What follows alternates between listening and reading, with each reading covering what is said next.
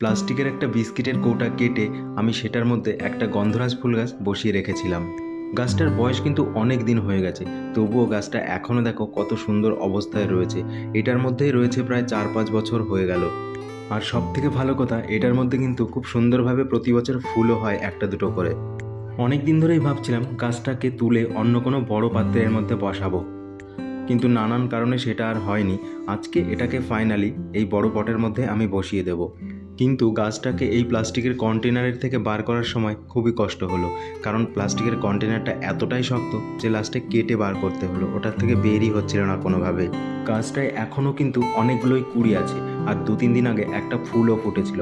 আর যখন ফুল ফোটে ছাদে রাত্রেবেলায় আসলে খুব সুন্দর একটা স্মেল বার হয়, খুব ভালো লাগে স্মেলটা। রোদ গরমে এই ছোট একটা পটের মধ্যে থাকতে থাকতে গাছটা খুব একটা বাড়তে পারছিল না।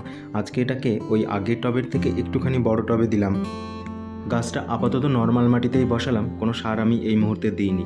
গাছটা বসানোর পরে টব ভর্তি করে জল দিয়ে দিলাম। গাছটাকে এবার একটু ছায়াযুক্ত জায়গায় রাখবো। তো চলো বন্ধুরা, আজকের মতো ভিডিওটা এ পর্যন্তই শেষ করছি। খুব তাড়াতাড়ি দেখা হবে নতুন ভিডিওতে। ধন্যবাদ বন্ধুরা, সবাই ভালো থাকবে।